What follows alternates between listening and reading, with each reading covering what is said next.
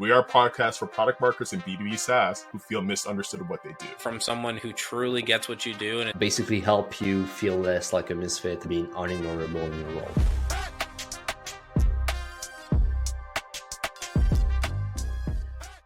Hey, another episode of We're Not Marketers. Differences, Season 2 finale. This is Zach Roberts, Sales Waterboy. Finale! You got it right this time. Did you write it down? I don't know what it was. You got your I title. should have. You got your title right. Nailed it. Look at this. All it took was 29 episodes. Hey, we should get a self-promotion for season 3. Like Sales Waterboy could become like a senior Sales Waterboy. For the CRO title, they said you're old enough to be senior Sales Waterboy. You know, maybe that's our next sponsorship. We get Dasani to sponsor us. Oh, nice.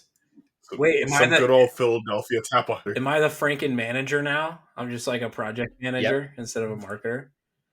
The Franken manager.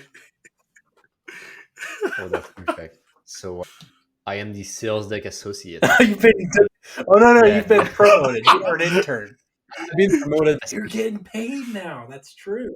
Yeah, let's go. It's not just a cup of coffee anymore. All right. So senior Sales Waterboy, right?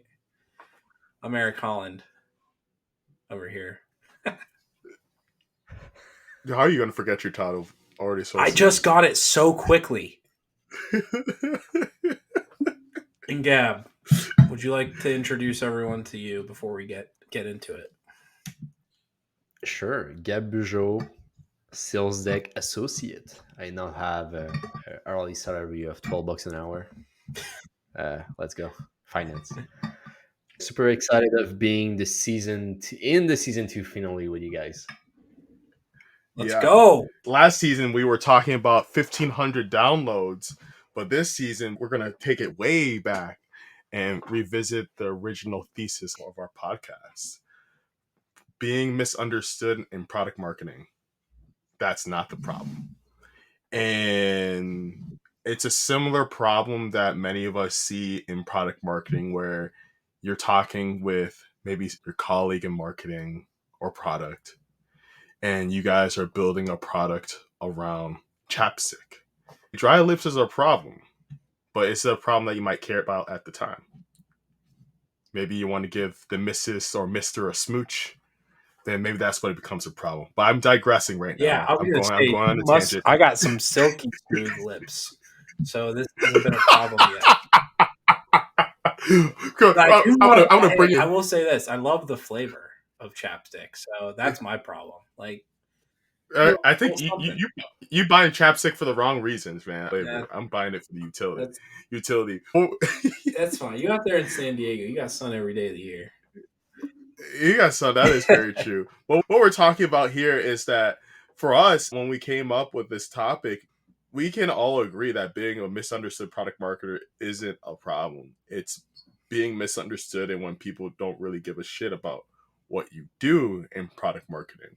We want to take some space to highlight how we focused on this problem today to then how we ended up closing out season 2 with 4 new sponsors in 29 episodes. This is not a magic pill of like a before and after, but we really want to take the time to walk through what were the questions we were asking ourselves behind the scenes.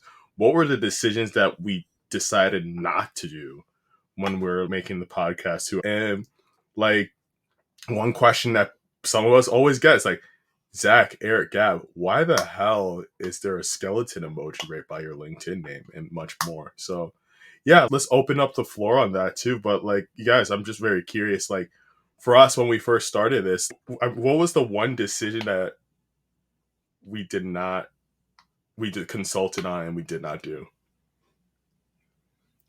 You only want us to pick one. Each of us can get one. We had a bunch. You know, I think the one that stands out to me in particular, because, you know, we talked about sponsorships and making some actual money. We haven't just like accepted everyone who wants to like sponsor us and have a partnership. I think as we've moved into season 2 in particular, we've really started to value how much our time is and how limited it is. We can't just like invest ourselves in things that aren't bringing in what we believe is a return. And that's not just monetary, right? Like I talk about all the time. Vibe check. Like, I think for us, partnership is not just who wants to get on a pod or who wants to pay an invoice. It's like, who can we just really enjoy doing this work that we're doing with, right? And that's why we're all doing it together, is we all enjoy each other. We all really like getting together and talking about whatever comes up. And I want that to materialize into how we do our partnerships. So I think that's the one thing that we've had to make some calls on exactly how many are we going to take on, who are we going to take on, when are we going to take them on, which we've seen happen, this season in particular. I was going to chime in really quick. And I think it reminds me of a conversation we had in our group chat. And behind the scenes fact is that if you think the podcast is lit, you haven't seen the WhatsApp group chat. That's the behind the stage content that probably will never see the light of day. But this is one where Gab and I we don't have a head of HR right now. It's a bit cursed. Our head of HR, if we did, they would approve the message with glowing reviews.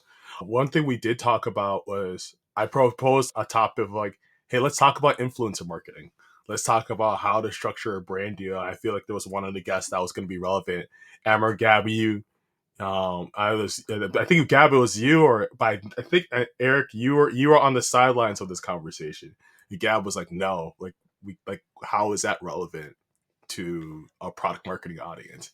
And in my head, I think it was like I forgot about our audience for a second. And I was thinking to myself, I'm like, well, I don't know. I think it'd be cool to be an influencer and I want to know how to structure a deal. That was a key takeaway that I think was relevant for when we think of our day to day, is that when we do make like a decision related to a product feature or to a campaign or with certain messaging, sometimes we want to choose what sounds cool versus what might be relevant for our target audience. And I think that was an example, Gab, where it was just like example of choosing not to be cool and choosing to be relevant with our core audience. So I think that was one thing that's relevant for me.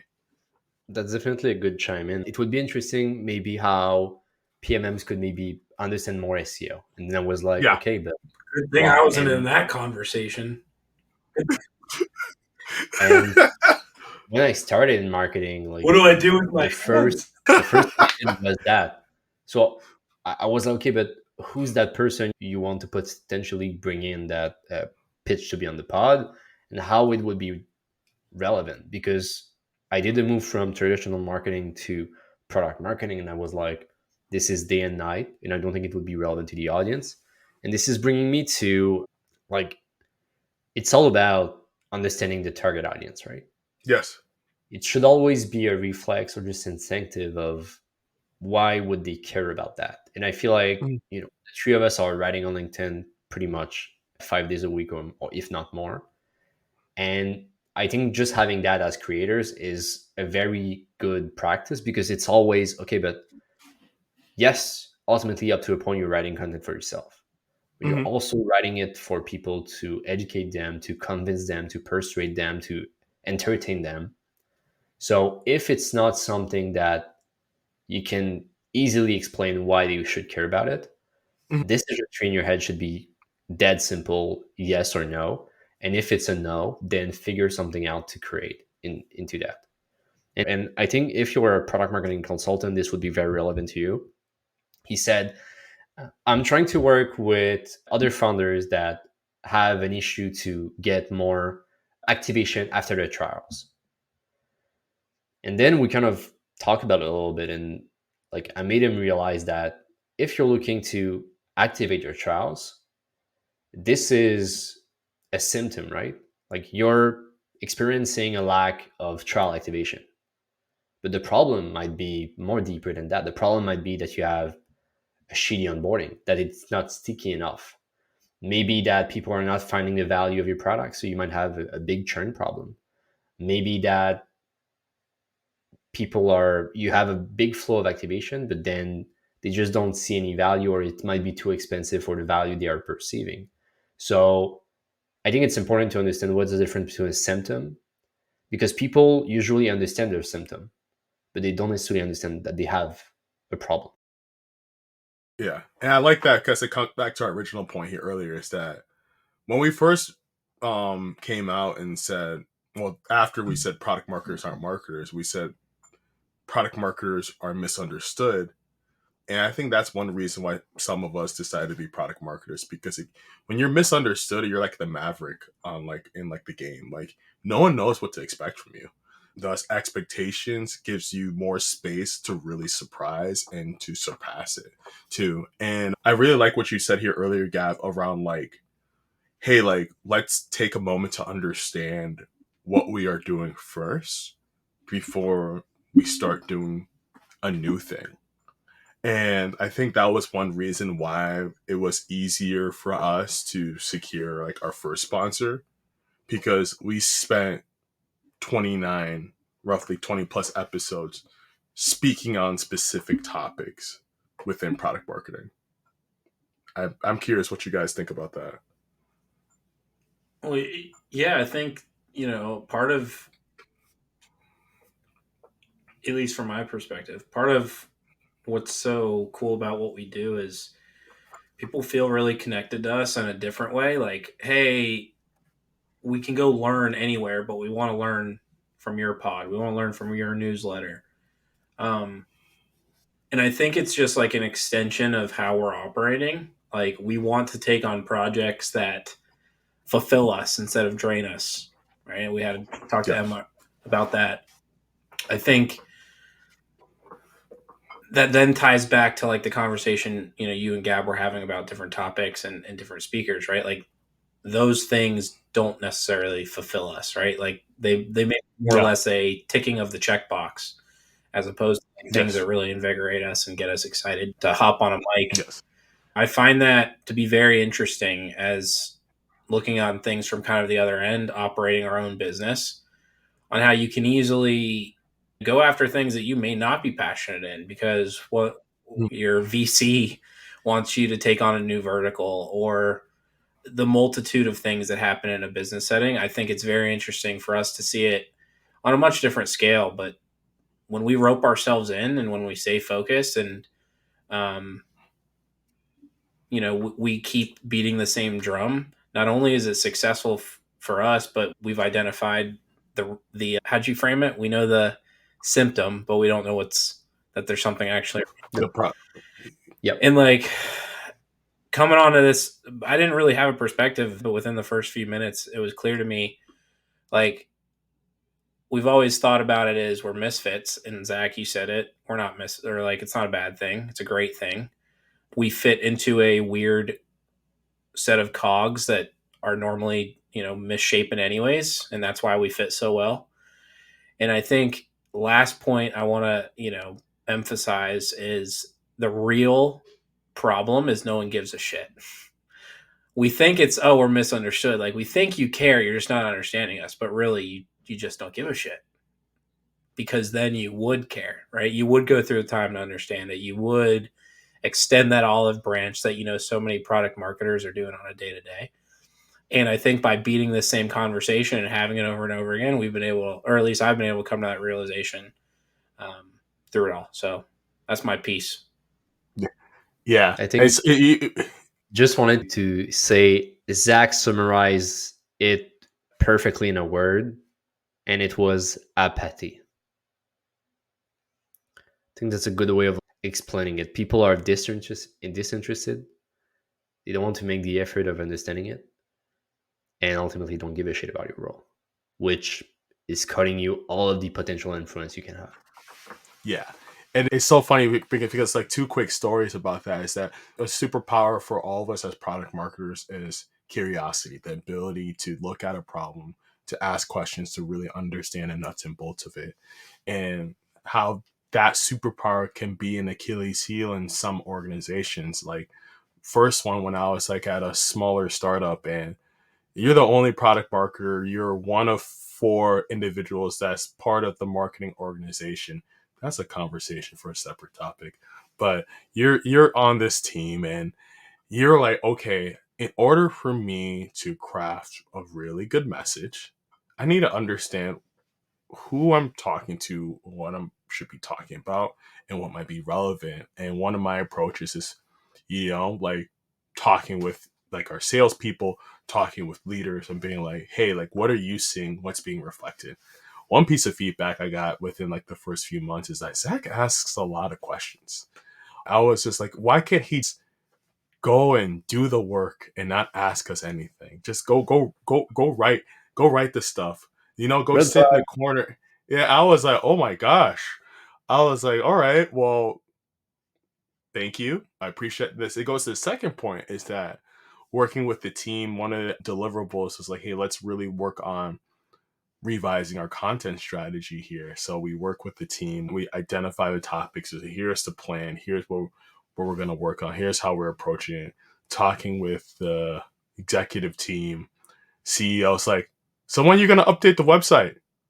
I was just like, well, relevant question, but this is one was not the focus of the conversation. We might have been misaligned, but I came out that conversation of like, do you know what I do? Like, and it's just really funny. And going back up to that point, it's just apathy of like, we are tasked with understanding many other facets of the organization. And sometimes like the leaders that we work under might not feel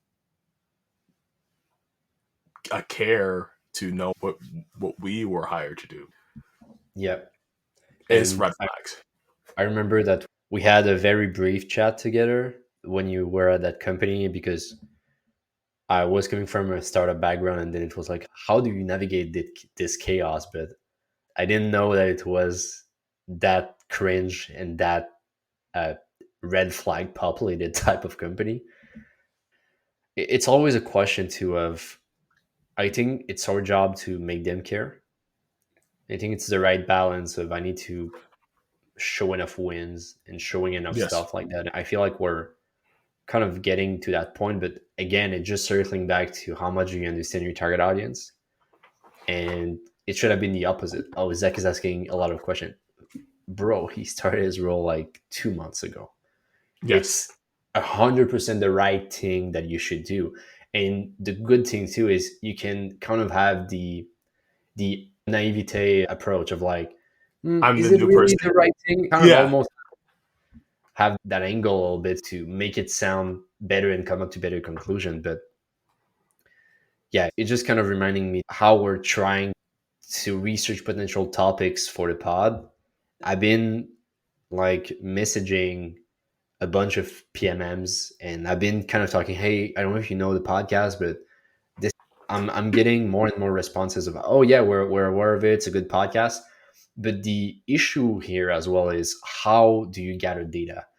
And I Yes. kind of had a breakthrough while you were talking, and I'm asking people, do you have potential topics that you would like us to talk about? And I don't think it's Yeah. the right approach. I think Yeah. it should be, what are you struggling right now as a PMM? And Yeah. this will just reinforce, or what challenge are you dealing with right now? This will just reinforce ways how we can take a specific pain or challenge and ultimately show how, if we experience it, how can we navigate that, or how can we help you navigate that better? Yeah. Like, what are the questions that you're getting? And I love that. Another source that I love going into after I'm done reading the Vanderpump Rules Reddit thread, I'd like to kind of hop into the product market. It's not an open secret. Like, I like Vanderpump Rules. I look over to the product marketing thread. And I saw this one post someone shared, and they were like, oh my gosh, I need help. I'm moved into product marketing and I'm responsible for driving up webinar signups for my organization on a monthly basis. What do I do? I'm being tasked on this. I have to create a webinar every month and I have to bring leads in. It was a part of me that wanted to laugh and there's a part of me that wanted to cry. But it was just the reality. Product marketers do contribute to that, or depending if you're a founding product marketer where you might own that. But it's just like, being tasked with being leads as your determinant of success in the organization. that I feel like that is just almost like asking a fish to climb up a tree. It kind of puts a lot of product marketers who choose to go into this space at a disadvantage. Yes, I could use a webinar as an area of showing us what's working and what's not. To Gab, what you guys were saying earlier, let's use this data to better understand what's going on and explore what's not working. But when you're in a space where it's like, oh, you brought 2 webinar leads, I'm like, well, I brought 2 of these. There's the door. I was holding up 2 fingers because, giving you the peace sign because you just got laid off because he brought 2 leads. Imagine if he just brought 1. He could have flipping the bird. Well, I'm doing something else, right? in what I've seen time and time again from basically everywhere I've worked is if you look at the whole funnel, it's not just bringing in more leads. There's so many parts of it that need fix. And ultimately, we're probably going to be able to insert ourselves in some capacity or in a big leading role. Getting measured on that is just bullshit. And that just shows someone doesn't give a shit about their role. All they give a shit about is hitting their number or making sure their board's happy or, whatever the case is. They're not really invested into your job, your goals. If you've got any career, achievements you're trying to hit, that's not part of their equation. I think a lot of us have that. And, for me, it was so shocking to hear that. Like, I've never heard the term, let me kill your curiosity, cat. It's curiosity killed the cat. And they're over here trying to kill your curiosity, man. Yeah. My favorite analogy I love hearing in some spaces is that when the startup organization, right after they say we are family, they switch it up and say, oh, I like to think of our organization as a sports team. We got to have all top performance A players. And if you don't perform, you cut. Like, I remember I was in an organization where I was within 2 weeks. This person got cut after a few months. And it's like, oh, we are a sports team. I was like, okay, excuse me, sorry, but I don't see a multi-million-dollar deal on my desk. I don't see if I had the privilege to be playing sports at a professional level, I would not be working in B2B SaaS chasing down leads. Let's be real. Stop calling it a sports team to justify poor behavior. I like that. Your family doesn't change every quarter. At least if it does, there's a problem. If your family changed every quarter, you might need to have a guest star appearance on the Maury Povich show. Exactly. But I like the way you're kind of criticizing It's going on a the t-shirt. sports team. But I want to challenge you on Don't it though. change your family every quarter. If it's not a family and if it's not a sports team, should we bother finding a freaking comparison for it, or should we just call things as it is, a business? I agree with that. It's like, hey, it is a business. And I think the problem is that, and going back to what we were saying here earlier, is that there's sometimes just when you don't strive to understand what someone does and make a clear alignment of here are the expectations, here are what you should do, here's what you don't do. This is why I love sales. It's like when I was a sales rep, it's like, here's your goal, here's what you need to do. You hit it, you're good. If you don't, then you don't. And if you keep on not hitting your number, then it's problem. But it's very clear, it's very objective. The problem I find with product marketing is that there's this double speak of, all right, you're tasked with writing the messaging. Okay, I'm gonna write the message. Oof, but I don't like the words you used. I want you to use this, and then messaging dies by committee. Or it's just like, all right, hey guys, we should do some competitive intel. What are you talking about, Eric? We have no competitors. Why are you wasting your time doing it's like you get hired to do a job to help make buying easier, but it feels like there's many people in there that make it harder for you to achieve that outcome. I think that's very well put. But I think the reason why marketing is different is everyone can have ideas, right? But more ideas won't solve your objective, won't help you go a certain way. It's like there's a lot of multiple pieces. When I was a marketing coordinator, I think the biggest issue for a lot of marketers and for PMMs as well, because we're not marketers, just plug the name of the show, I think is context switching. You try to map out a plan to find a treasure or whatever, but there's like, oh, you have to build a boat, and then you have to have people rowing the boat. Oh, and then there's obstacles along the way. You have to dodge those obstacles, and then you have to craft a shovel to dig the trail. Like there's a lot of elements. Circling back to economy, psychology, sociology, and all of that just become a big mess when you don't take the time to understand all of the pieces. It's revenue, right? You don't care necessarily about anything else. You want the signature on the deal. But if I'm someone who wants to tackle my work in terms of I'm just going to narrow things down as much as possible, and I'm going to be hyper personalized when I reach out prospects. I might came to the same end result than the other sales people that are just like hamming through their activity metrics. There's multiple ways of going there, but with marketing, at least because it's my background, it always felt like, okay, so I'm playing chess, but every 3 months there's a new piece that has new power and new moves and new stuff like that, and the game change, and I don't understand what's happening, and then I just get laid off out of the blue because I'm not good enough to play at that level. You understand?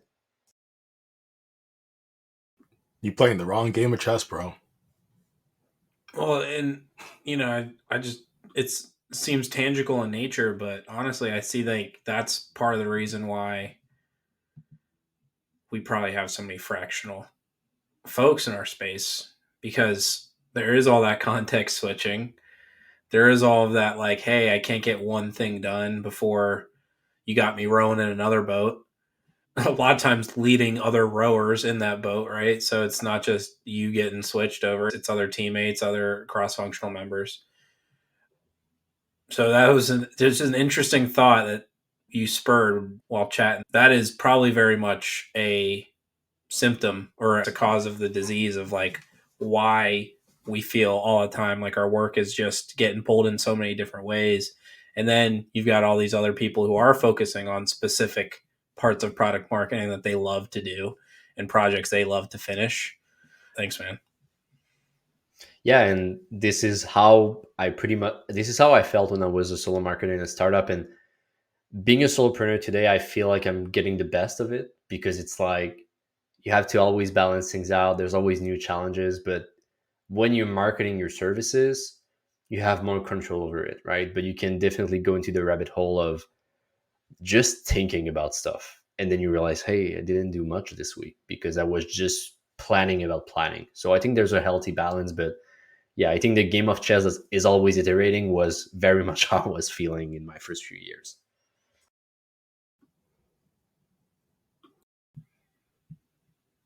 Yeah. We made it through.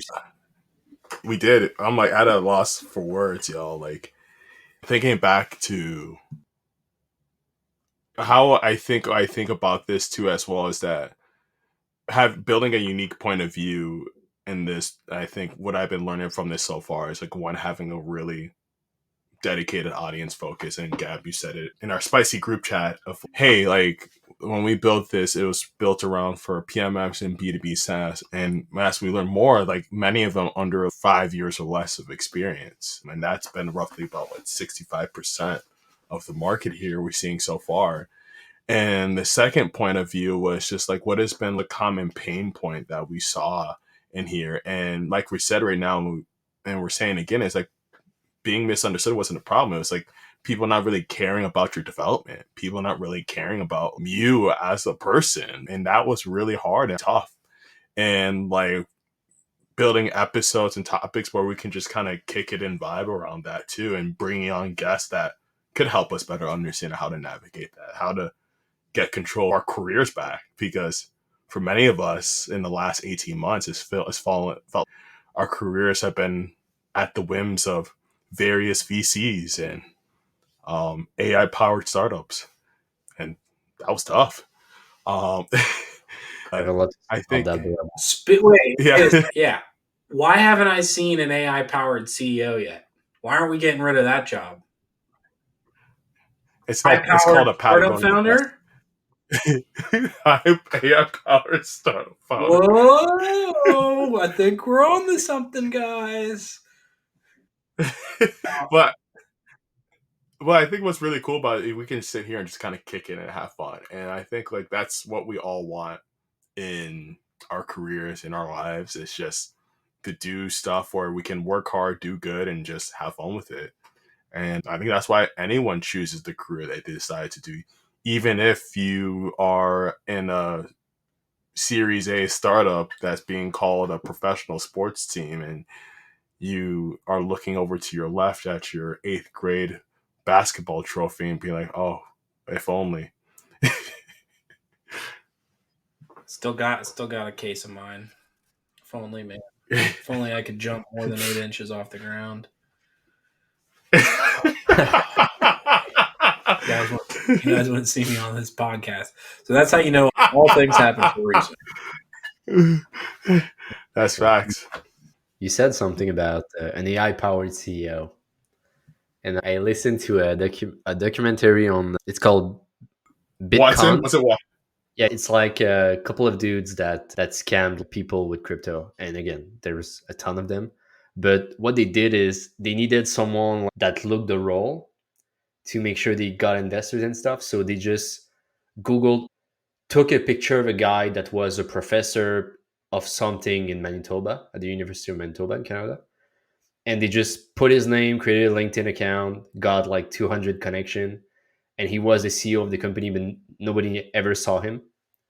So I think that's as real as we have of an AI powered CEO. Someone that doesn't exist will represent the brand. So for our next season, we'll try to get kind of a similar stuff like that without the crypto, just to represent us and look having a bit more gray hair than us. We should get an AI CEO who doesn't give a shit about us and just bosses us around. He can't fire Exactly. us. Like One part because we're founder. We're also founders, so he can't fire us. But Yeah. You have more equity. really, and not give a shit. Really pull the open AI Uno reverse. It's like, oh, you trying to kick me out of my company?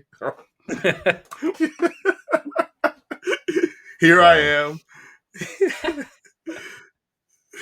I think I saw on LinkedIn, I don't remember when, but it's like someone that created a GPT that will act as your boss.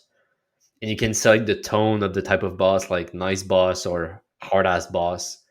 And they will ask you, what have you worked on?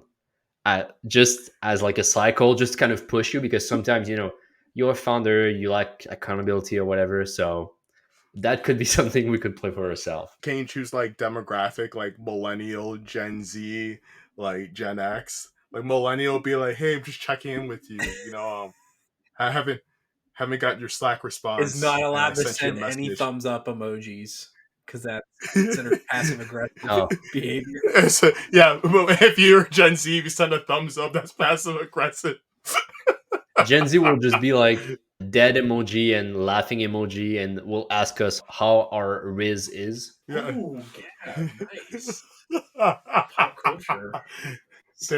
They'll send you a tombstone emoji. You'd be like, "Are you wishing upon my downfall?" It's like, no, like I'm like, I'm dead. I'm dead. And they're blaming us. They're always talking about dead shit. Wow. All right. I'd say I I think we end go this ahead. episode the way that we started this entire venture together, and that's having a lot of fun, kicking it, joking around. Yeah, So I'm like, I don't know about you guys, but I think that wraps it up for season 2. not Marketers! marketer. We're not Joining us marketers. for another, Sorry, 14 episodes. And we'll be back in about a month, but make sure that you grab your yerba mates in the meantime. Another thing too, we posted about the misfits madness. So if you would like to be on the pod for season 3 and above, you can reach out to us, write down misfit madness on our LinkedIn page, and yeah, we'll do our lead scoring technique to figure out who can we match you with to be a good match for a potential episode. Hell MQLs. yeah. MQLs, Yup, definitely. yup. See ya. Ciao.